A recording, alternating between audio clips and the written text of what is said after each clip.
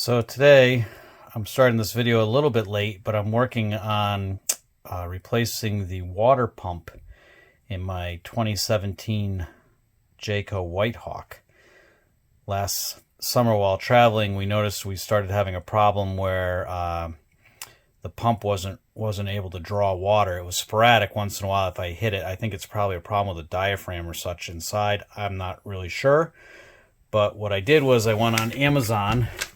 I took the old pump here, got all the information off of it, went on Amazon, found an RV dealer that sold me this one. As you can see, I've written on there when I'm installing it. It's March of 2023. And everything matches. Overall, I've been very pleased with my Jayco and the construction, although today, as I was pulling the old pump out, which was just two screw connections, unplugging this wire here, which I assume is the hot, and then the ground wire here, uncoupling that from the old one.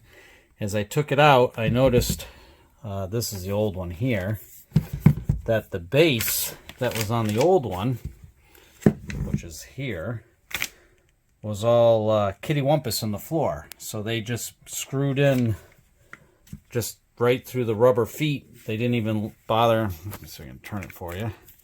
They didn't even bother, as you can see there, they didn't even really bother to line it up with the holes. They just shot it in. That one they did a decent job with, but on this side you can see there they didn't, and there they didn't. Which was fine until you realize you're going to be in a dark cabinet under the sink trying to screw it back into the existing holes or creating new holes.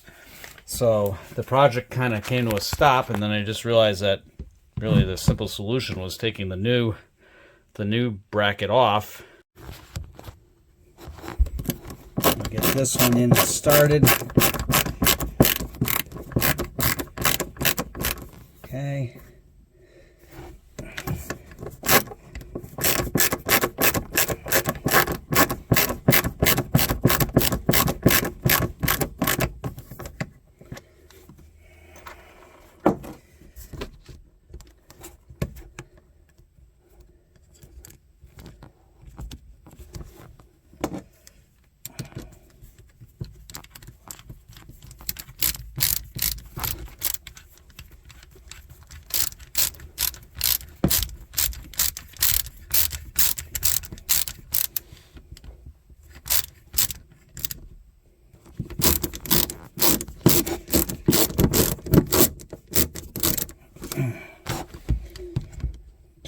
Lined up just so.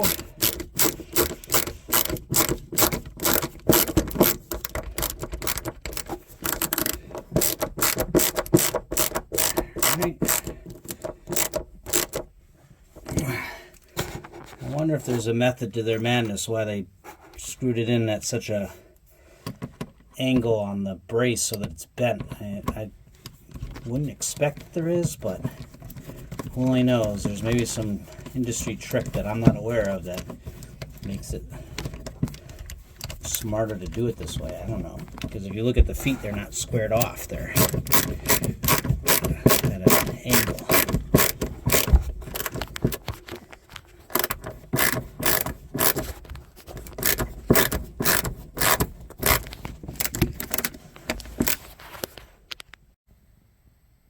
Alright, got that screwed in. You can see the base is back in the existing holes, so it's not quite square.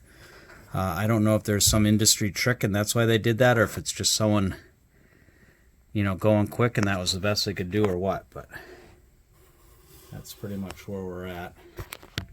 You can kind of see back there. It's not really squared off.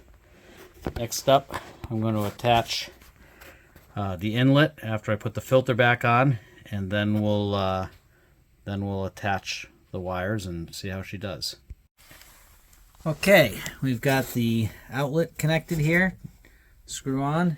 We've got the inlet set with the filter. I had to back it off a little bit to get the strainer to be hanging straight down. I'm not sure if that might be an issue, because it's hand tight only, but it could go a little bit tighter, but then the strainer will be out at about a 45, which I'm not sure I like that. And you got the ground rehooked up. and then I reuse the original hot lead, just replugged it into the new, it's just a clip in, so I clip that in. So we should have power.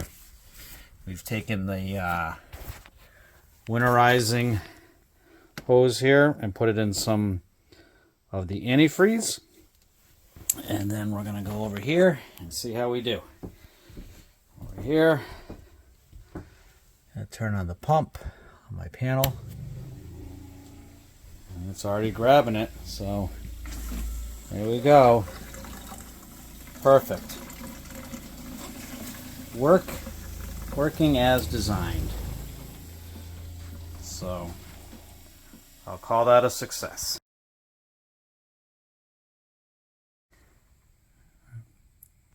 Checking down here, I don't have any leaks. Everything's nice and dry. Fittings look good. So I think we are good to go.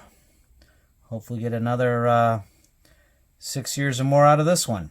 Thanks for watching.